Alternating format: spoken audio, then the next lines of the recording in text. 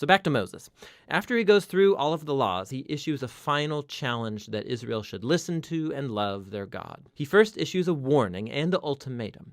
If Israel listens to and obeys their God, everything's going to go great, lots of divine blessing. But if they don't listen and rebel, famine, plague, devastation, and ultimately exile from the land. And then Moses forces a decision. He says, "Today I set before you all life or death, blessing or curse, goodness or evil. So choose life by loving the Lord your God and listening to him." But then Moses says this. He says, "I know that after I die, you're going to rebel and turn away from God and end up in exile." Which is kind of a downer. But then again, he's been with these people for decades, and it becomes clear that his hopes are not very high. But all is not lost, Moses says. One day, when Israel is sitting in exile, at any point, Moses says they can turn back to their God, who will, in his words, circumcise your hearts so that you may love him with all your heart and soul and live. Now, this is a vivid metaphor that's saying something is fundamentally wrong with Israel's heart. It's stubborn and hard. And it's the same thing wrong with the heart of all of humanity. This is going all the way back to the rebellion in the garden. Humans seized autonomy from God. They wanted to define good and evil for themselves, and they ruined God's good world as a result. But one day, Moses says, God is going to do something to transform the hearts of his people so that they can truly listen to and love God from the heart and be led back to true life. And this is the promise that gets picked up by the later biblical prophets, Jeremiah and Ezekiel, the hope for a new heart. Deuteronomy 28. And if you faithfully obey the voice of the Lord your God, being careful to do all his commandments that I command you today, the Lord your God will set you high above all the nations of the earth, and all these blessings shall come upon you and overtake you, if you obey the voice of the Lord your God. Blessed shall you be in the city, and blessed shall you be in the field. Blessed shall be the fruit of your womb, and the fruit of your ground, and the fruit of your cattle, the increase of your herds, and the young of your flock. Blessed shall be your basket and your kneading bowl. Blessed shall you be when you come in, and blessed shall you be when you go out. The Lord will cause your enemies who rise against you to be defeated before you. They shall come out against you one way and flee before you 7 ways. The Lord will command the blessing on you in your barns and in all that you undertake, and he will bless you in the land that the Lord your God is giving you. The Lord will establish you as a people, holy to himself, as he has sworn to you. If you keep the commandments of the Lord your God and walk in his ways, and all the peoples of the earth shall see that you are called by the name of the Lord, and they shall be afraid of you, and the Lord will make you abound in prosperity, in the fruit of your womb, and in the fruit of your livestock, and in the fruit of your ground, within the land that the Lord swore to your fathers to give you. The Lord will open to you his good treasury, the heavens, to give the rain to your land in its season, and to bless all the work of your hands. And you shall lend to many nations, but you shall not borrow. And the Lord will make you the head and not the tail, and you shall only go up and not down, if you obey the commandments of the Lord your God, which I command you today, being careful to do them. And if you do not turn aside from any of the words that I command you today, to the right hand or to the left, to go after other gods to serve them. But if you will not obey the voice of the Lord your God, or be careful to do all his commandments and his statutes that I command you today, then all these curses shall come upon you and overtake you. Cursed shall you be in the city, and cursed shall you be in the field. Cursed shall be your basket and your kneading bowl. Cursed shall be the fruit of your womb, and the fruit of your ground, the increase of your herds and the young of your flock. Cursed shall you be when you come in, and cursed shall you be when you go out. The Lord will send on you curses, confusion, and frustration in all that you undertake to do, until you are destroyed and perish quickly on account of the evil of your deeds, because you have forsaken me. The Lord will make the pestilence stick to you until he has consumed you off the land that you are entering to take possession of it. The Lord will strike you with wasting disease and with fever, inflammation, and fiery heat, and with drought, and with blight, and with mildew. They shall pursue you until you perish. And the heavens over your head shall be bronze, and the earth under you shall be iron. The Lord will make the rain of your land powder. From heaven dust shall come down on you until you are destroyed. The Lord will cause you to be defeated before your enemies. You shall go out one way against them, and flee 7 ways before them. And you shall be a horror to all the kingdoms of the earth. And your dead bodies shall be food for all birds of the air, and for the beasts of the earth. And there shall be no one to frighten them away. The Lord will strike you with the boils of Egypt, and with tumors and scabs and itch, of which you cannot be healed. The Lord will strike you with madness and blindness and confusion of mind, and you shall grope at noonday as the blind grope in darkness. And you shall not prosper in your ways, and you shall be only oppressed and robbed continually, and there shall be no one to help you. You shall betroth a wife, but another man shall ravish her. You shall build a house, but you shall not dwell in it. You shall plant a vineyard, but you shall not enjoy its fruit. Your ox shall be slaughtered before your eyes, but you shall not eat any of it. Your donkey shall be seized before your face, but shall not be restored to you. Your sheep shall be given to your enemies, but there shall be no one to help you. Your sons and your daughters shall be given to another people, while your eyes look on and fail with longing for them all day long, but you shall be helpless. A nation that you have not known shall eat up the fruit of your ground and of all your labors, and you shall be only oppressed and crushed continually, so that you are driven mad by the sights that your eyes see. The Lord will strike you on the knees and on the legs with grievous boils, of which you cannot be healed, from the sole of your foot to the crown of your head. The Lord will bring you and your king, whom you set over you, to a nation that neither you nor your fathers have known. And there you shall serve other gods of wood and stone. And you shall become a horror, a proverb, and a byword among all the peoples where the Lord will lead you away. You shall carry much seed into the field, and shall gather in little, for the locust shall consume it. You shall plant vineyards and dress them, but you shall neither drink of the wine, nor gather the grapes, for the worm shall eat them.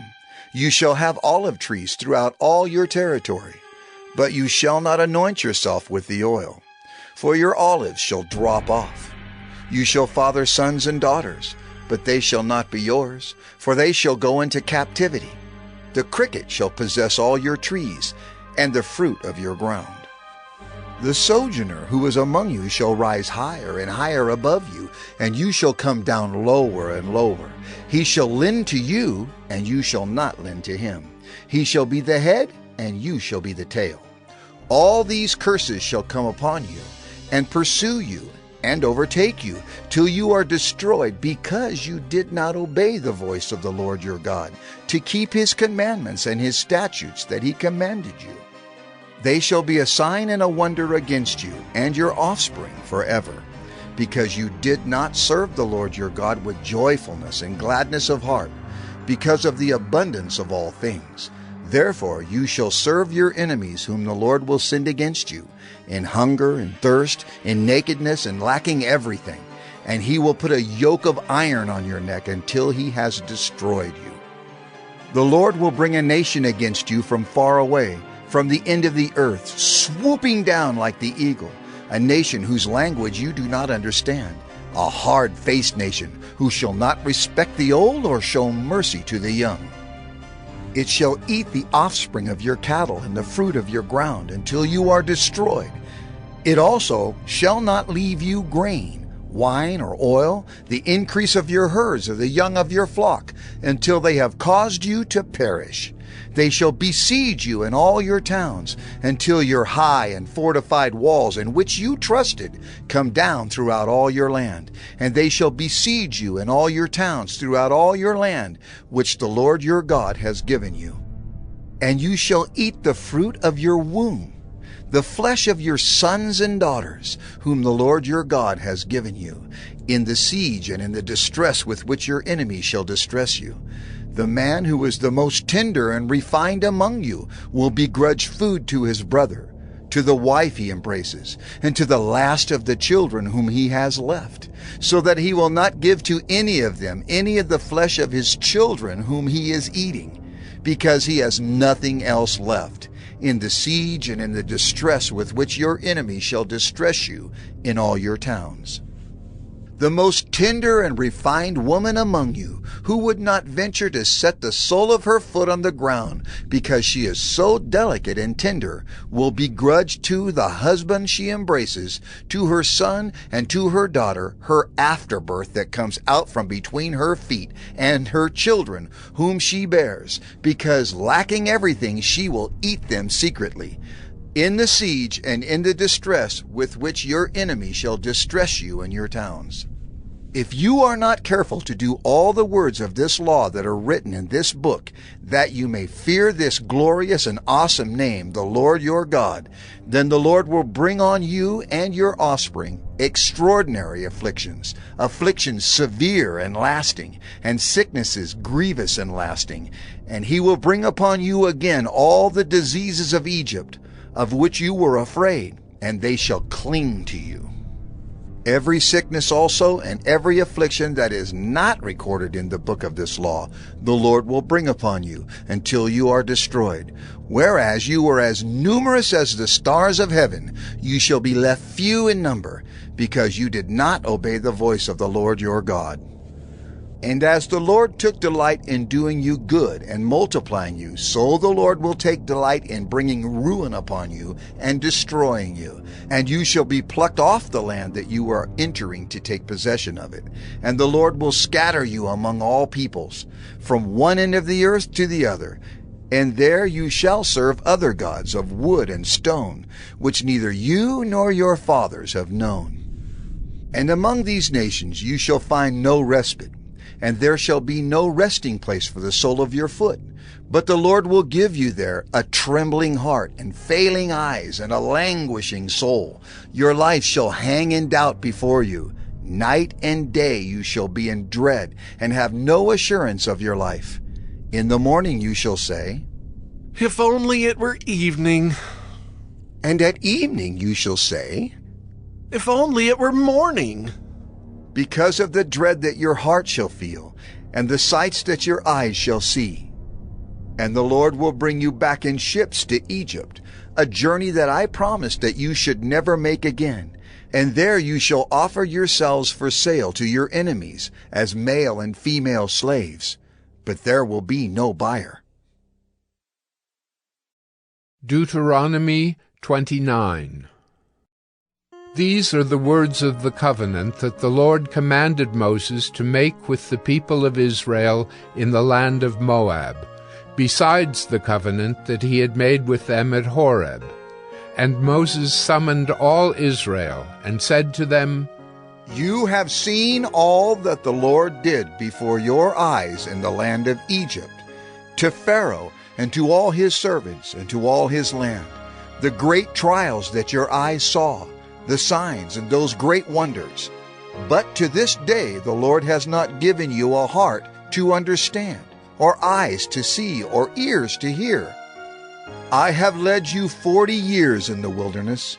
Your clothes have not worn out on you, and your sandals have not worn off your feet.